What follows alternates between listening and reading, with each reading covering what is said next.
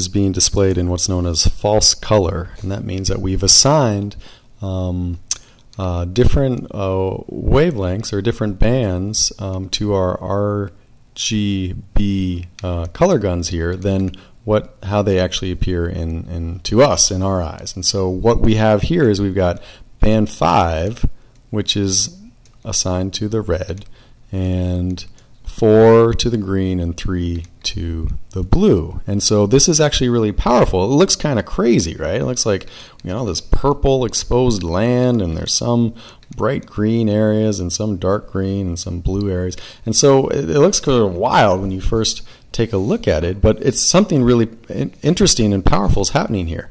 And what's happening is that we are visualizing data from the electromagnetic spectrum, which is outside of the region in which our eyes are sensitive. And so we can only see visible light, but through the power of remote sensing and remote sensing image processing, we are making visible what is, you know, invisible to us on a daily basis. And so as long as we have a sensor which is able to detect in these different wavelengths, which are outside of what our eyes can see, then we can get, you know, really more information, and it's a very powerful thing. And so, you know, I can reassign it. This makes me uncomfortable or whatever. I can reassign these colors. So if I right click on this, I can do change RGB bands, and I can go back to sort of a true color. So 3 is actually red, visible, and 2 is green, and 1 is blue. If I do that, okay, now that looks more, it is a little more boring, right? It's more exciting than the other one, but we're more used to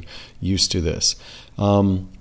And again, this guy, even though we're just seeing these 3 different layers, this guy, I'm going to go to view metadata, has 6 bands associated with it, right? Because we did that 6-band layer stack. And in fact, if we go down here to spectral, we can see in, you know, what position each of those bands was placed.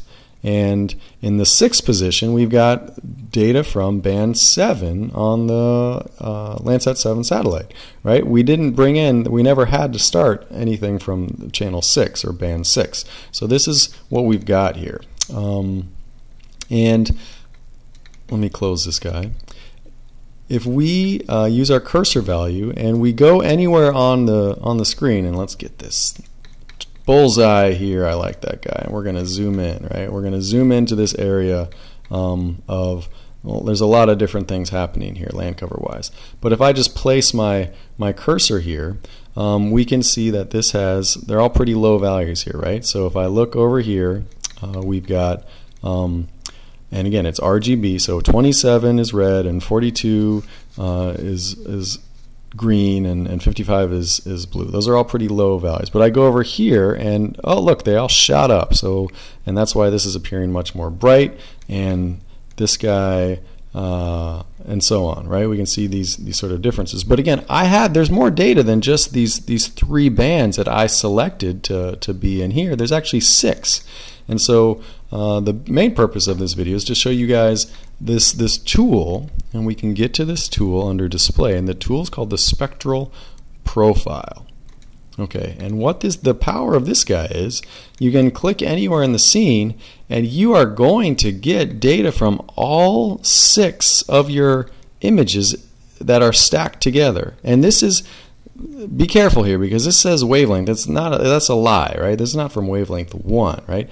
This guy corresponds to, and again, if we go up here and we do a right click and we go and view metadata, and we go to, you know, we see 6 bands and spectral and this guy up here.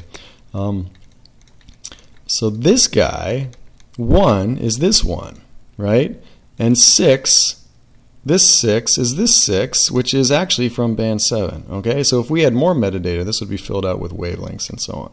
And so this spectral profile is very cool because we can see how the shape, and this is getting at the spectral signature of these different land cover types, changes, right? How it changes.